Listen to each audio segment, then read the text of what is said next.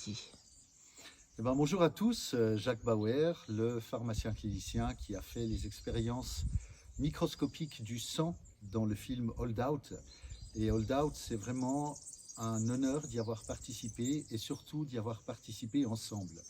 Et pour que vous puissiez aussi réaliser à quel point nous sommes connectés entre tous ceux qui ont eu l'honneur de participer à ce film Hold Out, eh bien, je ne vous présente pas celui qui a largement contribué aussi à ce film, qui est mon ami Raphaël Colici, que je connais depuis de nombreuses années. Et nous nous sommes retrouvés ici, au fin fond du Larzac, dans son fief, dans son paradis, dans l'endroit qu'il a créé depuis plus de 20 ans maintenant, pour pouvoir redonner une dimension, un honneur et une dignité à l'humain en relation avec la nature. Je sais aussi que Raphaël aurait eu des tas de choses qu'il voulait partager avec nous encore, qu'il n'a pas pu faire, et c'est la raison pour laquelle nous avons décidé de faire ces petites vidéos supplémentaires pour partager avec vous en direct et en réel ce qui se passe ici, et pour pouvoir vraiment montrer le lien profond qui existe entre l'humain, je dis bien l'humain et non pas l'humain robotisé, et la nature. Raphaël, bonjour. Bonjour. Je ne te dis pas bienvenue, puisque c'est moi qui suis chez toi. Mais je sais qu'il y a des choses qui te tiennent à cœur et que tu voudrais partager aussi avec le maximum de gens possible, d'une part pour leur redonner confiance dans les racines qui sont les leurs, mais de voir aussi quels sont les chemins pour y parvenir. Et le meilleur chemin, c'est celui qu'on a accompli soi-même, et tu le fais depuis tellement longtemps maintenant que je suis vraiment heureux de pouvoir, une fois encore, te redonner la parole. Alors, évidemment, je suis heureux que tu sois venu chez nous le jour, comme par hasard, de la parution de Hold Out, dans lequel on a participé tous les deux. Alors, j'ai eu l'honneur d'avoir la visite de Pierre Barnerias, qui est venu voir un peu le travail de préservation de la biodiversité alimentaire entre les semences paysannes et les arbres fruitiers anciens qu'on a sauvegardés depuis une trentaine d'années. Et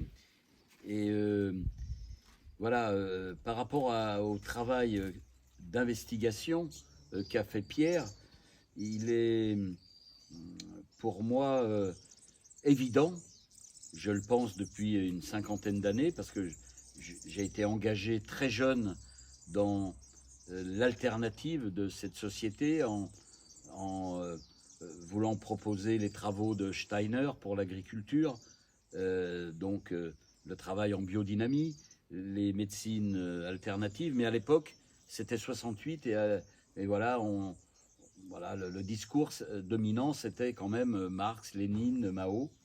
Et voilà, et il y avait peu de place pour cette médecine alternative et cette médecine pour la terre, quoi.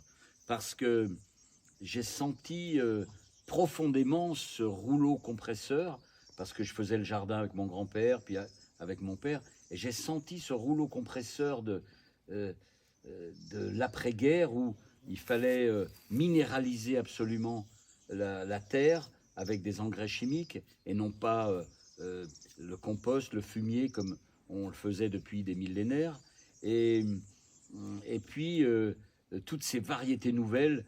Alors évidemment, les paysans ont été bernés parce qu'on leur a proposé des tracteurs de plus en plus puissants qui allaient labourer de plus en plus profond. On leur a proposé des fruits qui seraient encore plus beaux, mais on a perdu l'essentiel.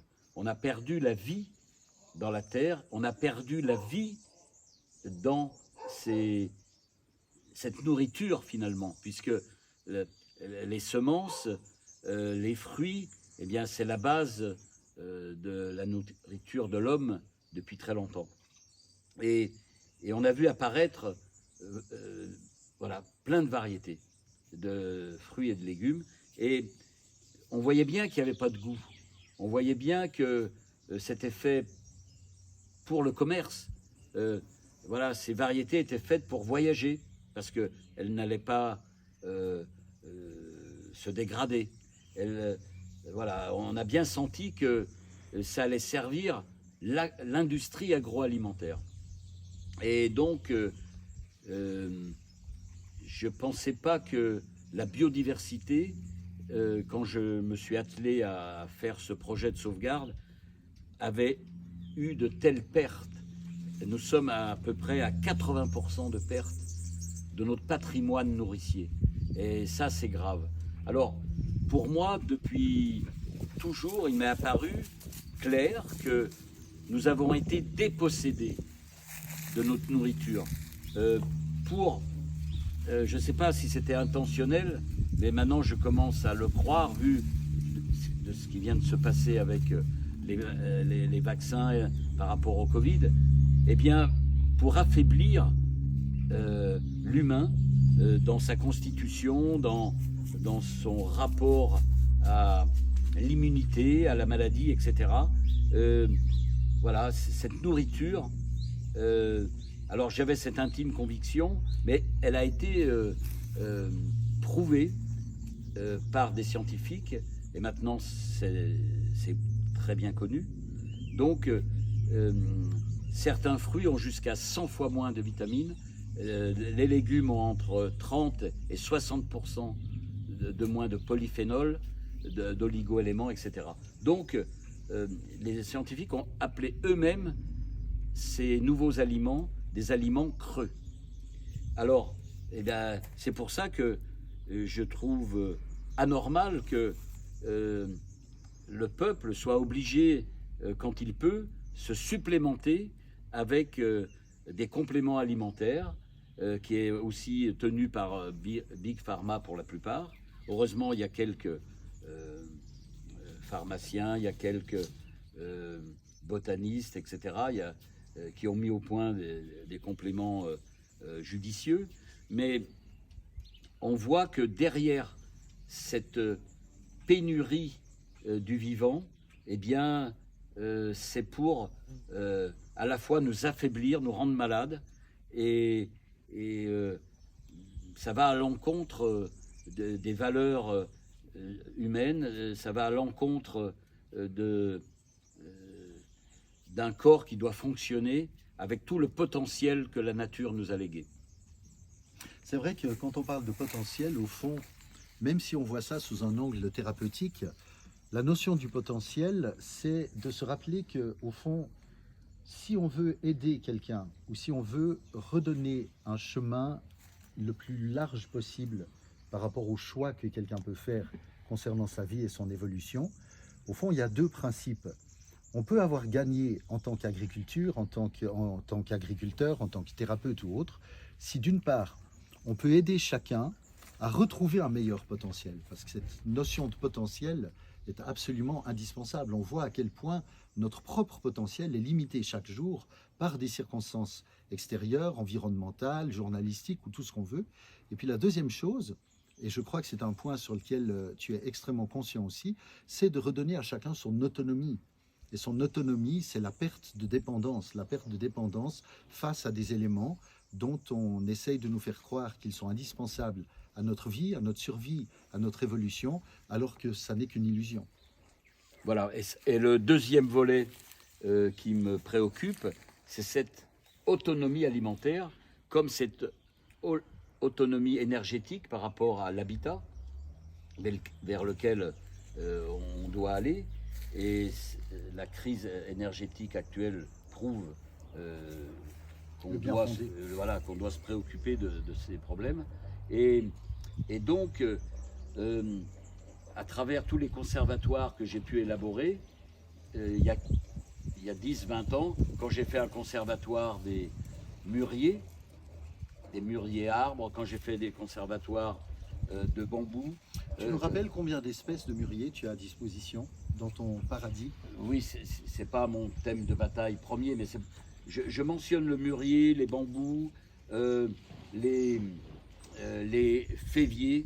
Je mentionne tous ces arbres qui sont secondaires, qui ne sont pas vraiment dans la nourriture humaine, mais que depuis très longtemps j'ai caractérisé pour prendre ceux qui ont le plus de vitamines, d'oligo-éléments et aussi de protéines.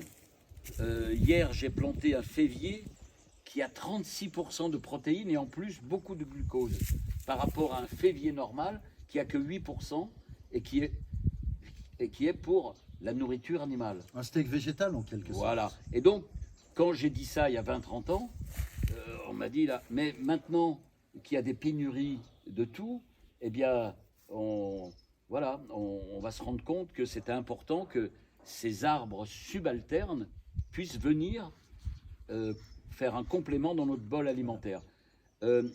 J'ai souvent fait des missions en Afrique, parce que voilà, des potentiels, il y en a partout. Il ne faut pas dire que, généralement que l'Afrique est pauvre. On peut trouver des ressources, même voilà, quand ça paraît inhospitalier. Et donc, il y a des façons de procéder, comme par exemple ce mûrier. Eh bien, j'exploite la feuille parce qu'il y a 18% de protéines. Et le mûrier, il va pousser très vite. En plein été, tu le coupes, il fait plein de branches. Et moi, j'ai vu mon grand-père nourrir les animaux, ils avaient le poil brillant, alors qu'il n'y avait plus d'herbe, l'herbe était sèche. Ensuite, voilà, j'ai planté en ce moment beaucoup de cactus, des nopales que j'avais ramenés du Chiapas. Eh bien, il y a un nombre de vitamines, il y a 20 acides aminés. Ce sont vraiment, ça peut remplacer le steak. Voilà. Et donc, nous avons à notre disposition, mais nous avons perdu à la fois la connaissance et donc il est temps de rétablir voilà, ce que peut nous apporter la nourriture. Alors, bien sûr, j'ai sauvegardé les variétés de fruits nobles, hein, voilà, de 1600 variétés de fruits, comme les meilleures poires, les meilleures pommes, les meilleures cerises, les meilleures pêches, etc., qui n'ont jamais eu de traitement. J'ai plus de 1000 variétés de raisins de table. Voilà. Et tout ça, ici, il n'y a jamais eu une goutte de traitement, même bio, parce que j'estime que c'est un entrant étranger, comme quand on prend quelque chose qui n'est pas naturel pour notre organisme. Eh bien, la terre n'a pas besoin de molécules, soit-elles bio. Il y a tout dans le sol, un sol vivant a suffisamment d'immunité pour que la plante soit resplendissante. Regardez, là on sort de l'hiver, nous sommes au contrefort du Larzac. Eh bien voilà, là il y a des oranges, là il y a des pamplemousses de l'autre côté. Bon, il n'y a pas grand fruit à part des fraises dans le jardin. Voilà, on est début avril. La semaine dernière, il faisait très froid encore. Mais voilà, on peut adapter si on met aussi de l'intelligence collective. Parce que c'est dans le partage des connaissances qu'on va arriver à trouver des choses viables. Pour aller dans le sens de ce que tu dis, justement, le partage des connaissances, c'est important. Tu connais qu'il y a un principe qui est souvent décrit et utilisé au niveau de la connaissance et qui va sur normalement, je dis bien normalement, 4 niveaux. Le premier, c'est « je ne sais pas que je ne sais pas ». Le deuxième, c'est « je sais que je ne sais pas ». Le troisième, c'est « je sais que je sais ».